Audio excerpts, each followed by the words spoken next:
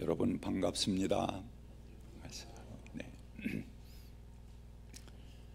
먼저 이렇게 여러 가지 의미가 담겨 있고 또 아름다운 성전을 건축하신 여러분들께 수고하셨습니다. 이렇게 말씀드리고 싶습니다. 그리고 축하드립니다. 오늘 제가 설교 제목을 홍근수 통일의 사도 민족의 목회자 그렇게 잡았는데요. 제 평생 목회하면서 설교 제목에 사람 이름을 이렇게 확 담은 그런 제목은 처음입니다.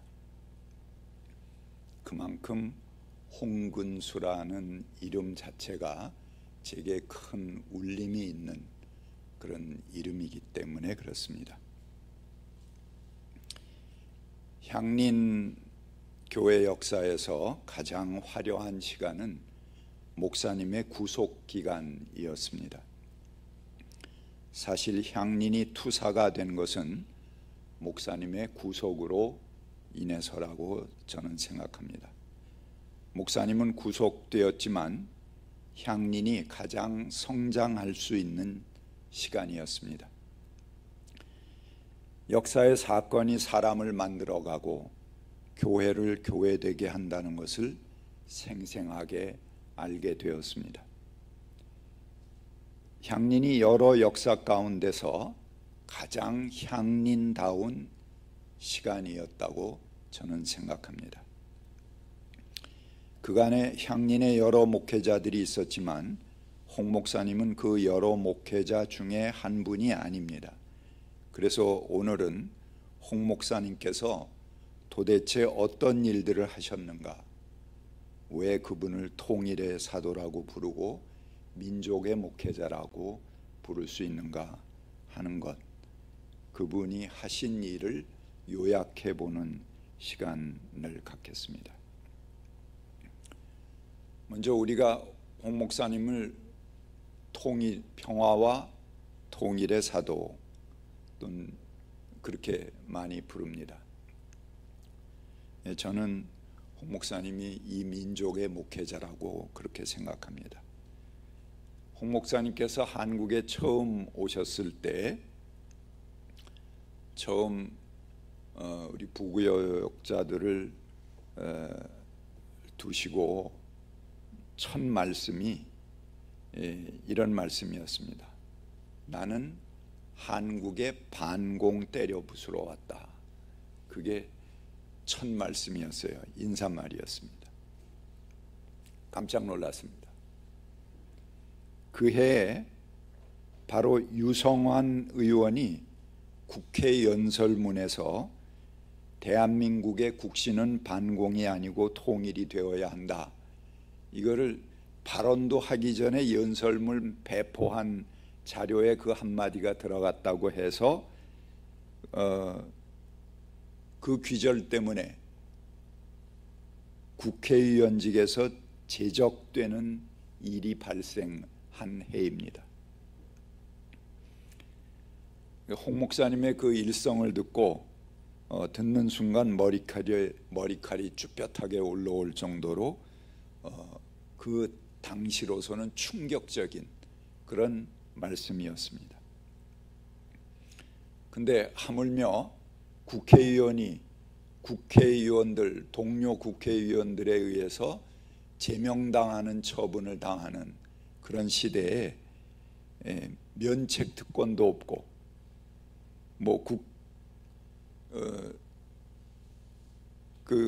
국회의원 국회 안에서 했던 그런 말로도 책임을 지는데 목사님은 국회도 아닌 거리에서, 교회 강단에서, 또 거리 수많은 집회에서 이런 말씀들을 그냥 직설적으로 쏟아내셨습니다. 아까 이 시맛 토론 그 영상이 잠깐 나왔는데요. 그 당시 가장 인기 있는 프로그램이었습니다. 많은 국민들이 생생하게 시청을 하는 그런 프로그램이었는데 거기서 남쪽이 진정한 자유민주주의 국가라면 사상의 통행 금지가 해제되어야 한다. 자유민주주의라고 말은 하지만 자본론의 출판인을 구속하거나 주체사상에 관한 글을 대학신문에 기고했다고 편집인을 구속하는 것은 부당하다. 그 무렵에 그런 사건들이 있었습니다. 그래서 그것이 부당하다 그렇게 말씀을 하셨습니다. 그리고 남쪽 사회는 종속근성으로 가득 차 있는 반면 북쪽 사회는 자주민족 정신으로 가득 차 있다. 그렇게 발언하셨어요. 그래서 북한을 바로 알고 그 사회에서 배울 것이 있다면 배워야 한다. 대단한 파장이 일어났습니다. 그 다음 날 이 모든 신문의 일면 기사로 이 토론하시는 장면들이 사진으로 박혔고 기사화되었습니다. 교회로는 수많은 협박 전화가 쇄도했습니다. 그 이후로 홍근수 목사는 공식적인 빨갱이로 낙인을 찍히게 되었습니다. 교회 전화도 오고 편지도 왔는데 가족을 몰살시키겠다, 교회를 폭파하겠다, 예배를 너희가 그냥 드릴 수 있을 줄 아냐, 이런 내용의 편지들 또 전화였습니다. 홍 목사님은 모든 말씀 가운데 통일의 메시지를 담고 있었습니다. 심지어는 결혼식 주례사로, 여러분 아마 기억나실 겁니다. 그 결혼식마다 주례를 하시면서 꼭 빠지지 않는 말씀이 있습니다. 당신들은 연방제 부부가 되십시오 하는 부탁입니다. 연방제 부부란 서로를 인정하고 존중하며 함께 연대하는 부부를 말합니다. 그것이 목사님의 말씀이었습니다. 목사님께서 주장하신 이 화해는 물론 갈라진 민족의 화해입니다. 통일에 대한 열망을 말하는 것입니다. 그래서 홍 목사님을 통일의 사도, 민족의 목회자라고 부르는 것입니다. 두 번째, 홍 목사님은 우리에게 미국의 실상을 일깨워 주셨습니다. 우리 사회에 정치적으로 여러 가지 이해관계들이 있어서 여당이든 야당이든 아무도 언급하지 못하는 것이 미국에 대한 이야기입니다. 정치인들이 미국 하면 제1금기죠. 잘못 보였다는 언제 날아갈지 모르는 그런 것이 바로 미국에 대한 이야기입니다. 그래서 철저히 함구하고 있고 성역화된 것이 미국과의 문제입니다. 특히 주한미군에 대한 문제를 사회적으로 중요한 이슈가 되도록 만드셨습니다. 미국의 역할에 대해서도 그 실상을 전해주셨습니다. 미국은 우리에게 밀가루 전해주는 선한 이웃이 아니라 한반도 분쟁과 분단의 근본 원인이고 자국의 이익을 알토란처럼 챙기기 위해서 우리의 분단을 조장하고 즐기고 있는 존재라는 것을 우리들에게 깨우쳐 주셨습니다. 향림교회가 아마 그 사명을 이루려고 대사관 앞으로 이사 온 것 같아요. 세 번째, 그분은 사회적 약자들을 위한 활동은 이 민중과 함께하는 모든 일에 앞장서셨습니다. 홍 목사님은 통일운동뿐만 아니고 가난하고 고통받는 사람들의 손을 늘 잡아주셨습니다. 목사님은 아픔을 당하는 노동자, 고난이 있는 현장이면 가리지 않고 달려가셨습니다. 그리고 마음이 약하셔서 이 민중들이, 사회적 약자들이 자기 활동에 함께 해 주십시오. 또 대개 이분들이 이제 홍 목사님을 단체 장으로 추대를 하고 맡아주시기를 요구했는데 그걸 거절하지 못하고 이것저것 다 만드셨어요. 어제 평통사 추모 예배도 양력 얘기하면서 그 맡으신 단체명들이 하도 많기 때문에 생략한다고 그러고 넘어갔는데요.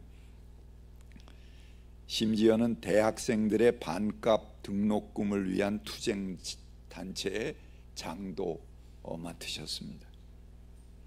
그래서 김영 목사님께서 홍 목사님 장례식 중에서 유가족 인사를 하시면서 그런 말씀을 하셨습니다. 홍 목사님한테 그러셨대요. 당신은 부끄럽지도 않습니까? 무슨 놈의 대표란 대표를 그렇게 많이 맡느냐? 그러고 따지셨다고 그런 말씀하셨습니다. 근데 홍 목사님께서 무슨 명예욕이 있어서 장을 맡으신 것이 아닙니다. 물론 김영 목사님도 너무나 잘 알고 계십니다. 말이 대표고 위원장이지 그 심각한 공안정국 시대에 누가 그런 자리에 장을 맡으려고 하겠습니까? 돈이 생기는 자리도 아니고 책임만 지는 자리, 위험 부담만 잔뜩 있는 그런 자리들, 뭐가 되는 자리는 다 귀신같이 사람들이 알고 찾아 맡아요. 맞지 않는 자리들, 그런 자리가 홍 목사님께 부탁이 오는 것이고 홍 목사님은 늘 그 자리에 임해 주셨습니다. 꼬박꼬박 그 일들을 감당해내셨습니다. 그것은 그 시대가 홍군수 목사를 요구했기 때문입니다. 동시에 그 시대가 목사님뿐만 아니고 향린교회 자체를 필요로 한 것이라고 저는 생각합니다. 우리 사회의 보수의 최보루인 한국교회, 그들과 달리 향린이라는 진보적 교회를 인식하고 함께 손잡기를 원했던 것이 그 사회의 욕구였고 요청이었다고 생각합니다. 그런 점에서 홍 목사님은 단지 향린이라는 한 교회의 목사가 아니라 민족의 목회자였고 그 시대를 이끄는 목회자였습니다. 당대가 그를 불러 세웠던 것입니다. 교회 들어오는 길목에 군고구마 파는 아주머니가 계셨던 거 여러분 기억나시죠? 향린교회 그 골목 들어오기 전에 이 아주머니는 한여름에도 군고구마를 팔아. 딱 그 재주가 그것뿐이 없는 것 같아요. 근데 목사님이 꼭 그 골목을 드나들면서 매일 들어오시는데 그 자리를 그냥 지나치지 못해요. 그래서 매번 고구마를 사갖고 들어오십니다. 고구마를 무척 좋아하시는 줄 알았어요. 본인 잘 안 드시고 사무실에서 먹으라고 그러셔서 저희는 한여름에도 뜨거운 고구마를 불어가면서 먹어야 됐습니다. 목사님의 성품이었습니다. 그 다음에 제가 마지막으로 오늘 이 추도 예배를 하면서 홍 목사님께서 이렇게 많은 단체들의 요구에 부응해서 장을 맡으셨지만 홍 목사님께서 스스로 나서서 창립하신 단체들이 있습니다. 우리 박석본 집사님 얘기를 하셨습니다만 평통사 제1 꼽을 수 있는 그런 단체죠. 뭐 평통사가 오늘 한국 사회 최첨단에서 어떤 활동을 있는지 여러분도 잘 아실 것입니다. 그러나 평통사를 창립하시기 전에 홍 목사님께서 처음에 한국에 오시자마자 주도해서 만드신 단체가 둘 있습니다. 통일신학동지회와 한국사회윤리학회입니다. 두 단체 모두 홍 목사님께서 만드시고 홍 목사님께서 대표를 하셨습니다. 그리고 두 단체에 제가 다 서기로 목사님의 심부름을 맡아서 했습니다. 그때 통일신학동지회의 총무 역할을 하신 분이 통일부 장관을 지내신 이재정 신부이십니다. 통일신학동지회가 도대체 뭐하는 단체인가? 당시의 통일운동은 범민족 대회를 성사시키는 투쟁이었습니다. 범민족 대회를 중심으로 진행됐죠. 가자 북으로, 오라남으로, 그리고 판문점에서 남과 북, 그리고 해외의 동포들, 모든 인민들이 만나서 범민족 대회를 갖자는 그런 투쟁입니다. 근데 가자 북으로는 항상 철동 같은 봉쇄로 성공하지 못했습니다. 그런데 이런 투쟁이 자리 잡게 된 것은 사실은 해외에 계신 통일군들, 그분들의 노력이었습니다. 그분들이 부지런히 북을 드나들었어요. 그래서 북의 실상을 알리는 글이나 책을 써서 발표했습니다. 당시 북을 바로 알기 운동이 남쪽에서도 활발하게 진행된 것은 바로 그러한 계기라고, 이분들이 북의 실상을 알리는 것이 계기가 되었다고 생각합니다. 우리 김종수 집사님이 발행하신 그 한울 출판사에서도 발행을 했죠. 홍동근 목사의 미완의 귀향일기 상하권. 그것이 우리가 전혀 꿈꾸고 그리던, 우리가 이 반공 이데올로기에 의해서 왜곡되었던 북한과는 전혀 다른 실상을 우리들에게 알려주었습니다. 그 홍동근 목사님뿐만 아니고 미국의 양은식, 양성철, 박한식 등 이런 분들이 수없이 북을 방문해서 북의 실상을 알리고 우리들에게 전해주는 그런 글을 썼습니다. 이런 보고서들은 그동안 우리가 반공이라는 렌즈만을 통해서 본 북의 모습과는 상당히 달랐습니다. 홍동근 목사는 이미 당시 김일성 대학에서 교수로 신학을 가리키고 계셨습니다. 민중신학이라든가 남쪽의 진보적인 신학들을 그들에게 전달해주고 계셨죠. 그리고 통일신학동지회는 당시 기독교 신학자로 선우학원, 함성국, 독일의 이영빈 등의 아주 저명한, 이분들은 대한민국의 블랙리스트 제1호들입니다. 왜 그러냐 하면 북을 수없이 드나들면서 사실은 이런 모든 교류의 틀을 마련하신 장본인들이거든요. 근데 지금은 이제 뭐 북이 이번 아시안 게임 여러분 보시면서 남쪽 사람들하고 눈도 안 마주치려고 그러잖아요. 얼마나 참 쓸쓸합니까? 그런데 그때의 북은 상당히 개방적인 자세였습니다.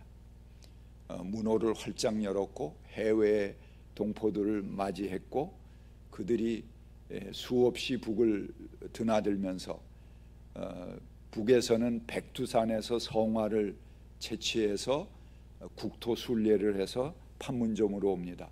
평양에 당도했을 때 그 평양 주민들이 전부 꽃단장을 하고 나와서 꽃을 뿌리면서 그들을 환영하고 또 환송하면서 판문점으로 보냈습니다. 이것이 전 세계 TV에 생생하게 중계가 되었습니다. 남쪽의 통일군들도 한라산에서 성화를 채취해서 그것을 가지고 국토 행진을 해서 쭉 올라옵니다. 그 행진단이 올라오다가 어디서 막혔습니까? 여러분 아마 다 함께 경험을 하셨을 거예요. 독립문 거기서 딱 틀어막고 전경들에 의해서 길이 막히게 되자 그 자리에 수만 명이 눕자 행동을 했습니다. 그 자리에 다 누워버린 거죠. 뭐 광화문, 서대문 이쪽까지 일대 모든 도로가 사람들이 누워서 우리가 걸어가겠다 하는 그런 저항의 물결이었습니다. 그럴 때 무참하게 노태우 정권 때죠. 그 위에다가 저희들은 뭐 북방 외교하고 그런다고 그러면서 저희들끼리 만나면서 그 위에다가 그냥 최루액을 난사했습니다. 그리고 한 사람 한 사람 팔다리 전부 4사람이 붙잡아서 경찰들이 하나씩 들어서 트럭에다 내던졌고 트럭 위에 실린 사람들은 난지도 뭐 저 일산 이런 데로 갖다가 버렸습니다. 그 장면이 또한 전 세계에 동시에 중계가 되었습니다.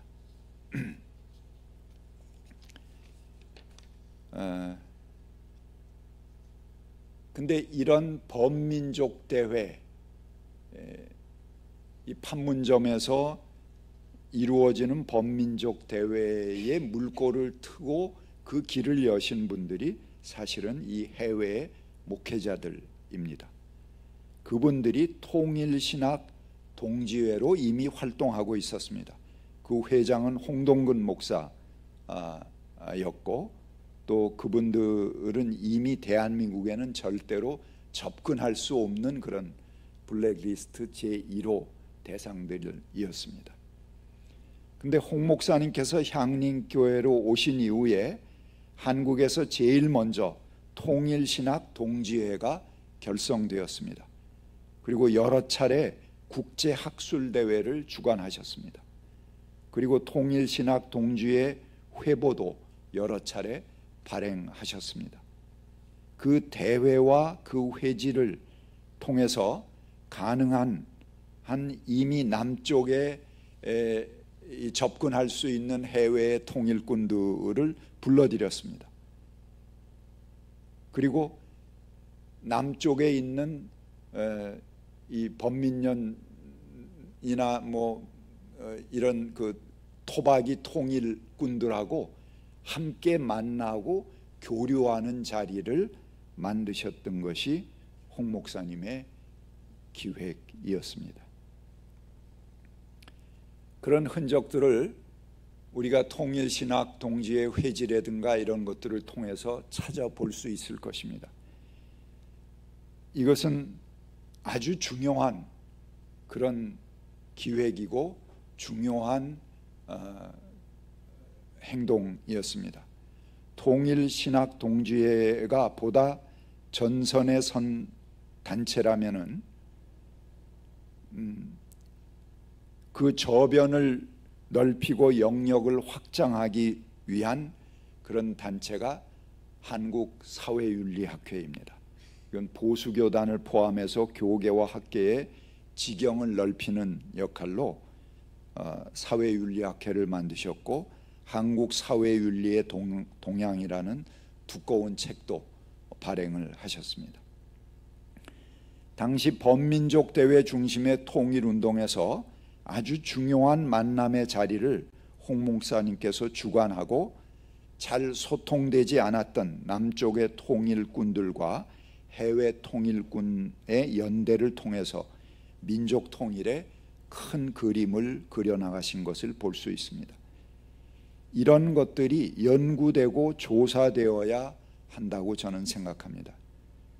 이런 작업이 바로 향린교회가 나서서 해야 될 과제이고 향린이 자기 자신을 찾아가야 할 몫이기도 합니다.